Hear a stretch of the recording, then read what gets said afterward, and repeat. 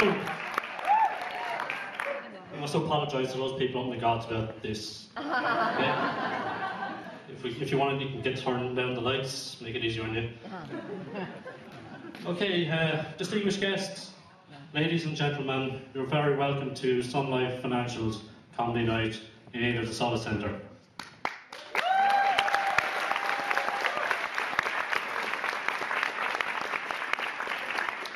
We are actually delighted to have quite a few volunteers and staff from the Solas Centre, so please do give them a big round of applause. They do a great job.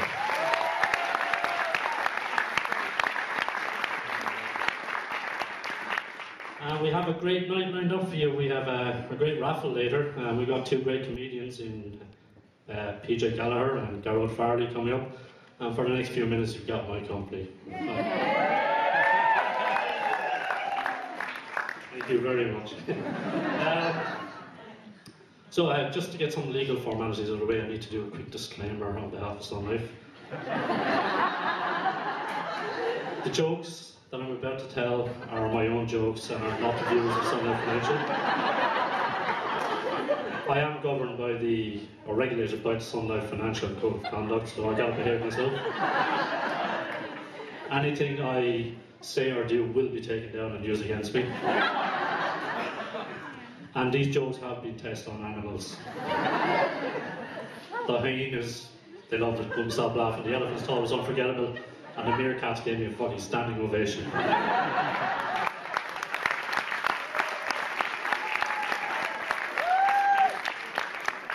are so nice. You've probably gathered by now I'm quite nervous. I've never done this before. And if you should have seen me at work today, I was walking around, everyone commented on just how nervous I looked. And their advice for me was to imagine you all naked. That's right. It's just kind of difficult because I can't bloody well see you. So, I'm not going to use my imagination. I'm not going to imagine you naked because I always find that there's an app for those kind of things. If I could find my bloody phone. So we're going to have a bit of fun with the phone. I presume everyone's got a smartphone at this stage. Smartphones are great, aren't they? Everyone's getting nervous now. I suppose a few of you have smart TVs as well? Yeah? One or two? From the Dunmore Road area, I suppose? I'll tell you what's a real letdown though.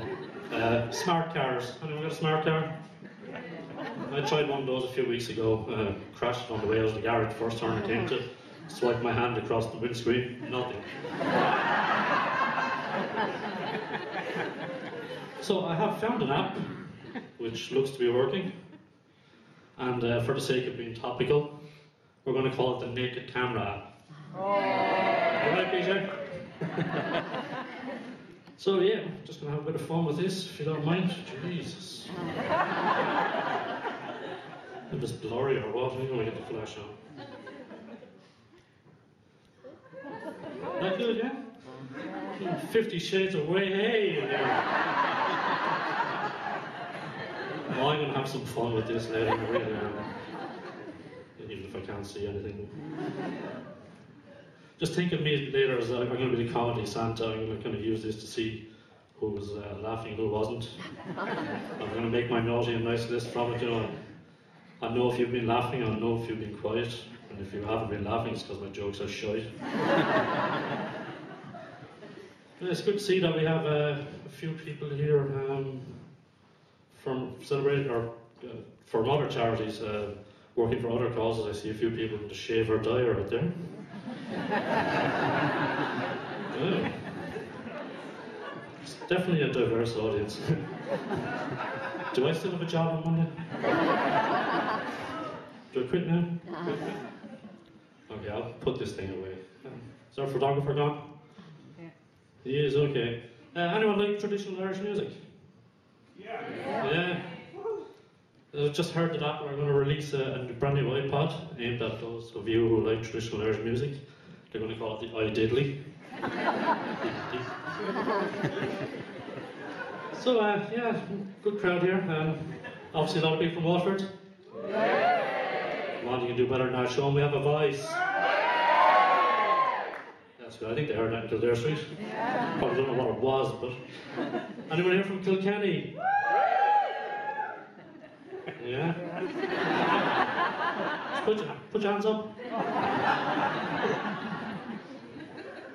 Yeah, the 4 in a row is not happening tonight either.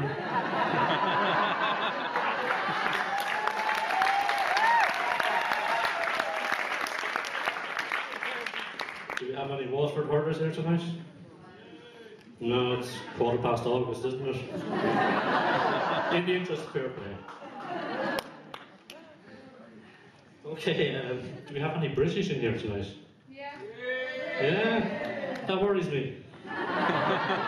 If there's one thing I've learned growing up and listening to the news, when something goes bad, you know that there's big British people there. It's not their fault, I'm not saying it's their fault, but whenever something goes wrong, you always see it on Sky News. 5 British were involved, 5 British.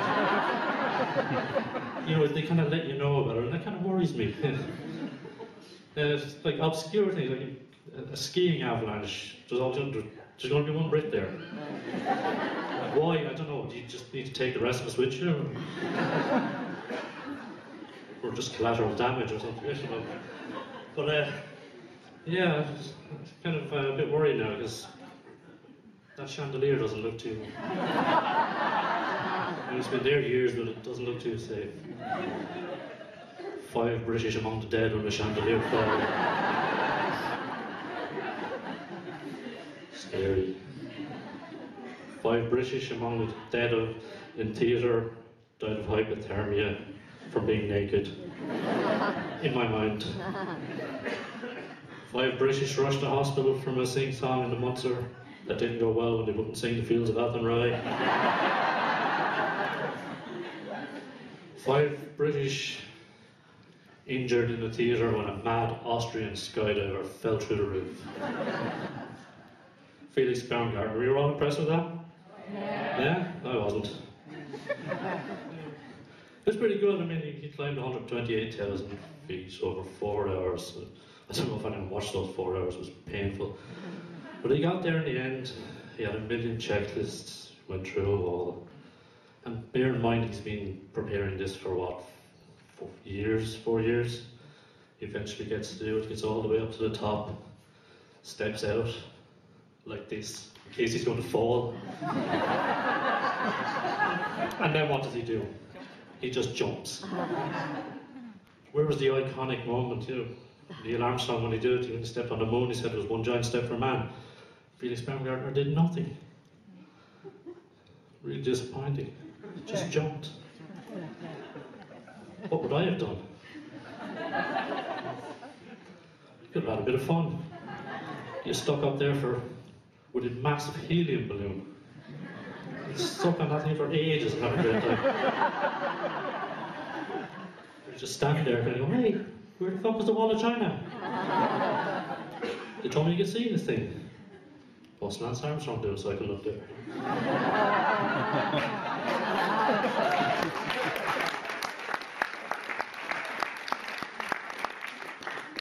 Is that Nicki Minaj's arse? Wow. Oh dear. But yeah, there's so much he could have done. Could have done the Gangnam. Shall I? No, I'm not getting paid. So sorry. Yeah, no, well done to Red Bull. Putting all that money into it just to disprove their whole ad campaign that they gave you wings. What's the point in that? So they say that where Felix Baumgartner was when he stepped out onto that ledge, that was minus 92 degrees, fairly hostile environment. If anything had happened to his suit, that his blood would have boiled, bubbled. Sounds like the most hostile place on earth, doesn't it? But it's not. There's a place far worse and I've been there. It's called the Labour Ward. I was there 2 months ago. 3rd time, you think I'd cop onto myself. But no, I was there. The Labour Ward for me is like a lifeboat on the Titanic. Women and children are well looked after. Men can just fuck off and die.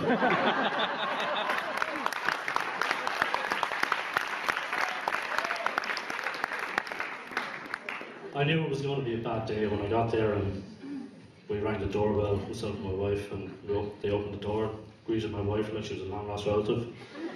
Just looked me up and down and said, I suppose you're the fellow who did this to her.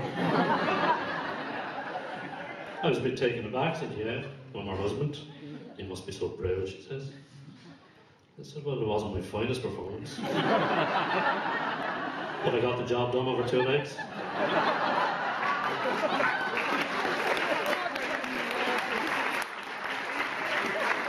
So she ushered us in to what we can only describe as an interrogation room. And they put your wife up on this table and they put the fetal monitor on her. And they direct me to this little stool. It was a horrible little stool. Leather seat, but it was only fixed in one position, right in the centre, and it was really wobbly. And I sat on it and I went, oh Jesus.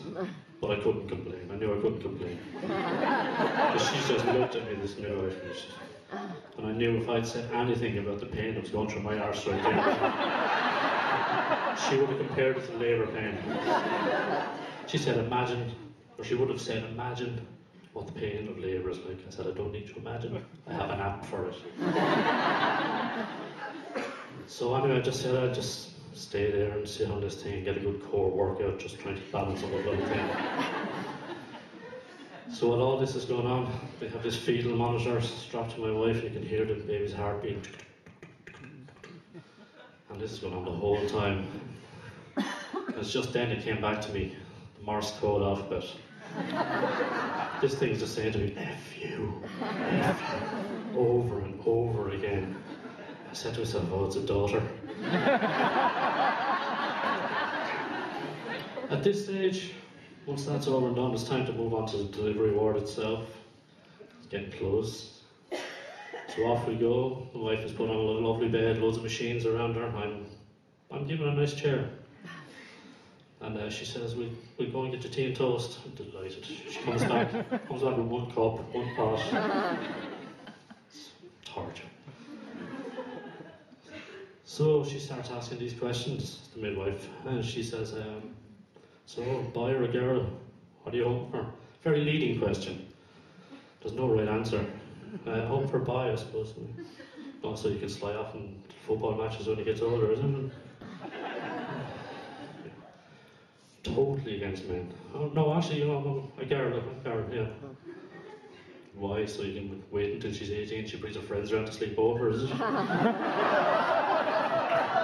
Wow, you gotta go opinion. Oh, by this stage I'd had enough. The abuse.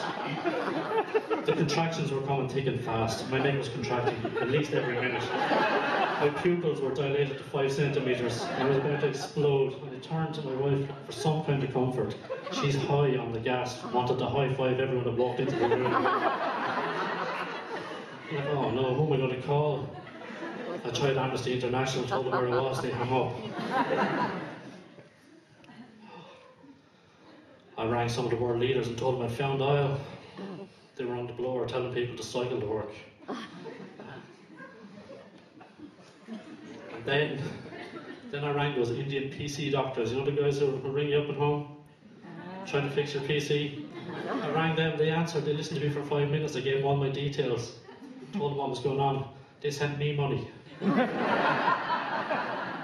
how bad it was. So yeah, I mean, it's tough in that ward. I mean, there's a reason. There's a reason why we ever get a text when somebody's had a child. Mother and baby are doing fine. Because dad is fucking wrecked. There's no point in telling you that. In the good old days, fathers weren't even allowed in to deliveries. They were just, told to wait outside and knock on the window or whatever and just try and get an update every now and again. My father wasn't at my birth. That's the way it was back then, but then they brought in sexual equality. Now we all have to go through the pain of labour. Oh, the girls don't like this. Well, it is tough. Very tough. And for a woman, obviously, the pain subsides a little bit afterwards. For men, it's slightly different because it's a mental scars. You can't dip your head in a bath of tea tree oil and witch hazel and just jump out going, hey, let's have another one. No, it's It's much more long lasting than that, and it stays in your mind for a long, long time. Someone tell a joke down there? It stays in your mind for a long, long time until something else even worse comes along and pushes it out of your mind. And it's probably no coincidence that all three of my children have been conceived around when X Factor started.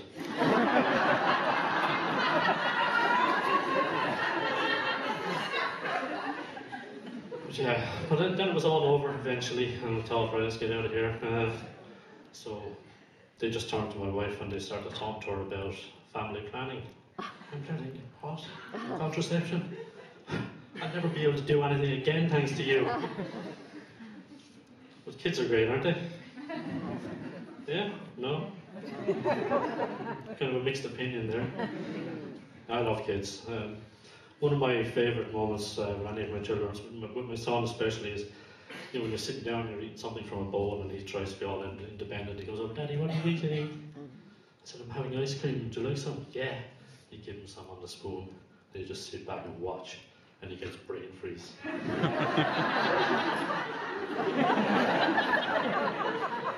said, was that nice? Do you want more? It's just a pity to waste the ice cream. You should just give them ice. Fathers for just ice.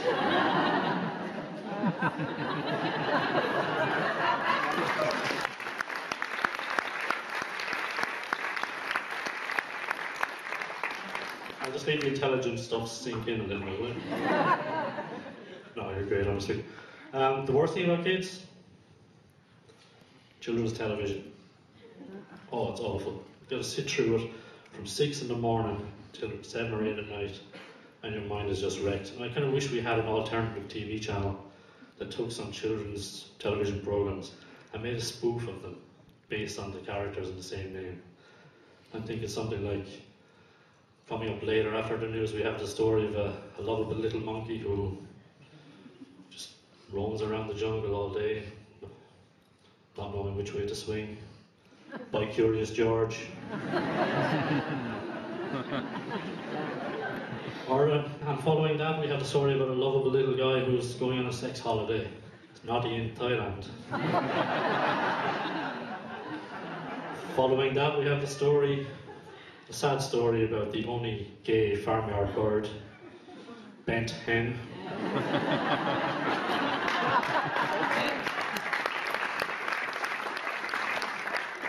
And finally, a very heartwarming story about a she-male who goes around fixing people's houses. Handy tranny. Okay. Ladies and gentlemen, you've been great.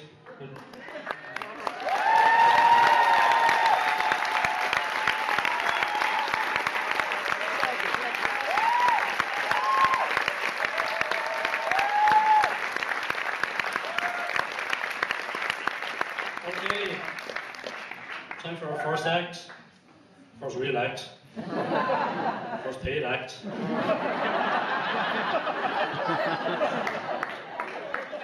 He's one of Ireland's best up-and-coming DJs. He's a